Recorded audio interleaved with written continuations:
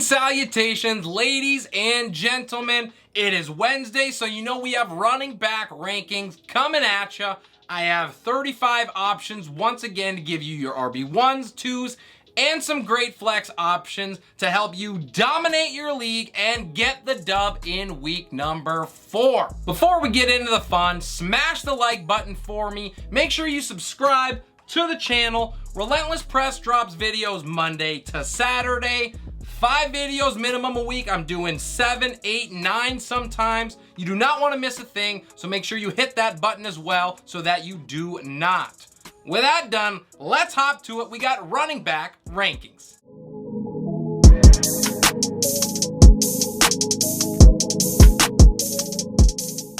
We have a new guy leading it off this week. At number 1, I have Nick Chubb against Atlanta. I have to be fair here and give it to the dude who's had 200 yards and 4 scores over the last 2 weeks.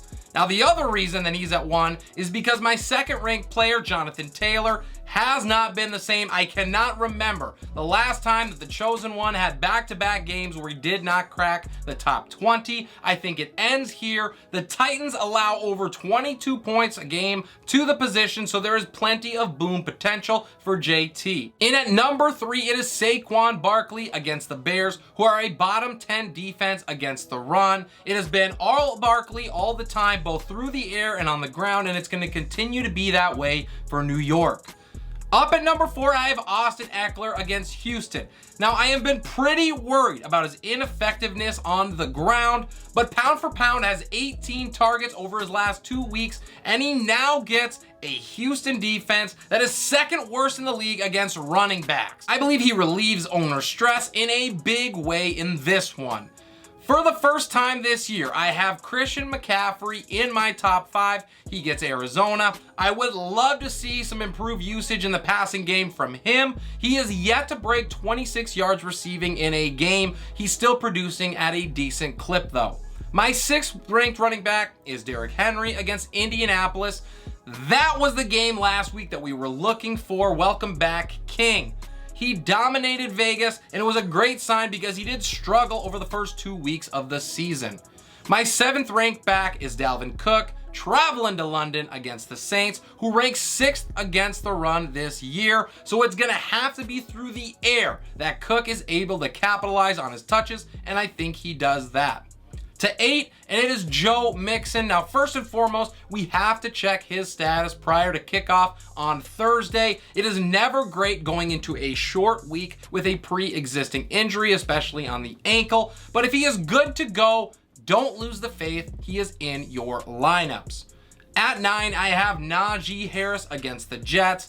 Both Pittsburgh and Najee need this game in the worst way. Harris has really looked average so far this season, but New York is the perfect fix for that. Rounding out my top 10 is Leonard Fournette against Kansas City. I gotta be honest, I was expecting more from him last week, but there were few options for Brady, and the Packers front 7 were clearly committed to shutting him down. He is gonna bounce back here in a game where plenty of points are going to be scored. James Robinson is my 11th ranked back. He travels to Philadelphia. I said it in my weekly review, and I'm going to say it again. Robinson has finishes of RB 8, 7, and 6 last week. Even against a top 10 defense stopping running backs, he will muster an RB1 finish. The last RB1 I have is Cordarrelle Patterson. He gets Cleveland. The matchup is not as horrible as you might think, and Patterson's ceiling has been showcased multiple times this season. Atlanta seems content on just feeding him the rock, so we have to take advantage of it, and in 2 out of 3 games, he's run for $120 plus. My 13th ranked running back is Alvin Kamara against my Minnesota Vikings. I am concerned with all the banged up weapons for New Orleans and his lack of usage in the passing game. Minnesota could help him out in a big way. I am just happy that this game is not played on Christmas. Falling down a little bit is Aaron Jones at 14. Between splitting touches in this backfield and a tough matchup, I just can't go any higher on Jones. After last week, there is certainly hope from this defense, but bringing down Lamar Jackson is just different. My 15th ranked running back is Javonte Williams against Vegas. And speaking of splits, it was 50-50 last week for Javonte. He has not cracked the top 15 just yet, but this should be the week that he does that.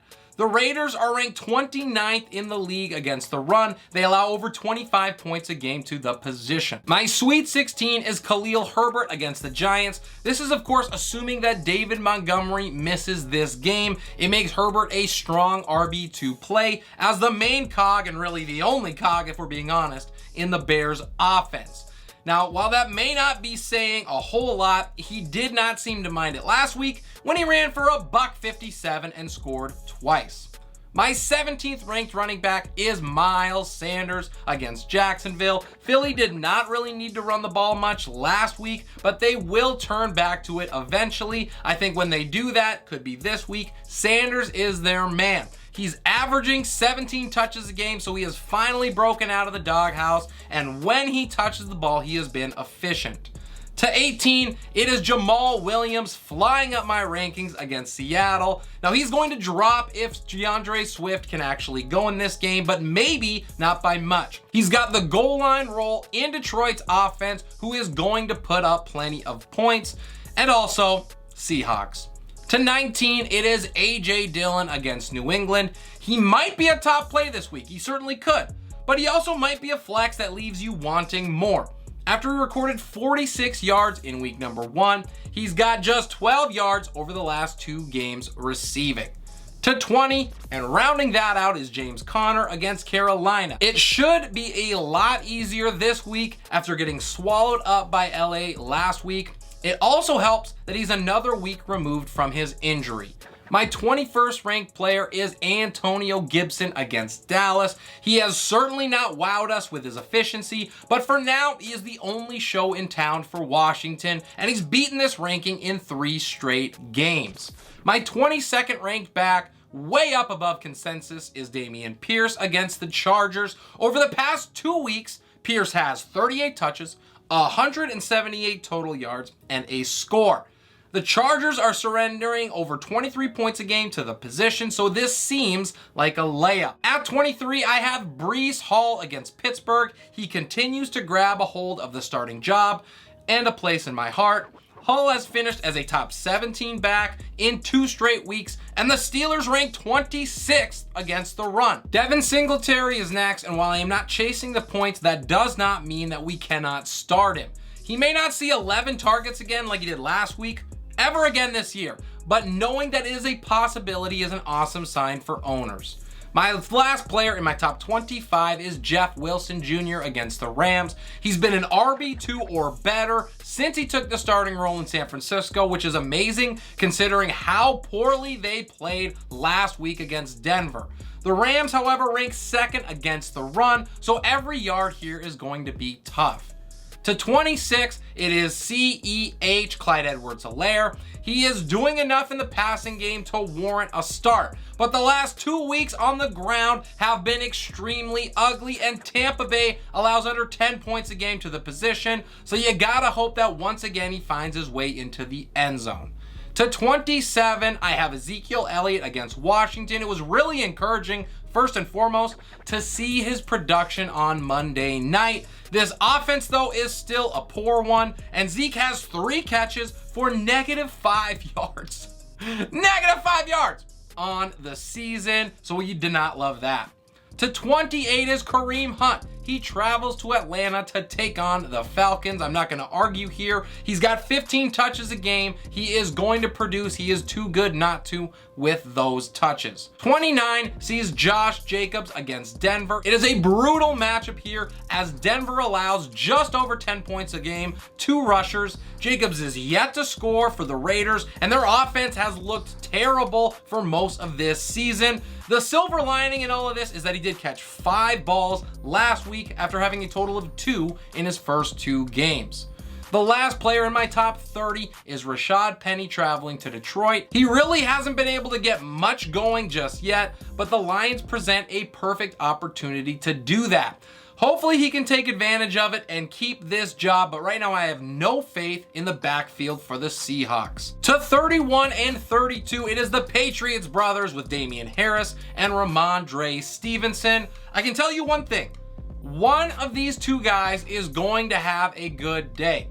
What I can't tell you is which one it is going to be. Only Bill Belichick knows that, if he even does himself. So if you are starting them, good luck to you. At 33, it is Cam Akers against San Francisco. Man, I wish he did not fumble last week, but I believe he has still taken over this backfield. It might not be pretty against the 49ers, who is a top 10 unit against rushers. To 34, it's Tony Pollard against Washington. He had another game and another one where he outshined Zeke. Imagine that. 13 carries, 105 yards. That is crazy town. The last running back that I have ranked is J.K. Dobbins against Buffalo. Number one, do not believe the Justin Hill hype. I know it was not a great start. This is still his backfield, and no, Buffalo is certainly not going to help him prove it this week. And that's all I have for the video today. I really hope you guys learned something, that the content helped you make the decisions that are so vital to your fantasy success. Drop any questions down below. Comments, I appreciate all of them, and I will get back to everyone that I receive. Do not forget to crush that like button for me. Every single one of those helps me out. And if you would not mind, subscribe to the channel. I cannot thank my current subscribers enough. You guys are awesome. Keep up the engagement, and let's keep getting those dubs. This is Relentless Press. I am your host, Abraham Opats, and we will see you next time.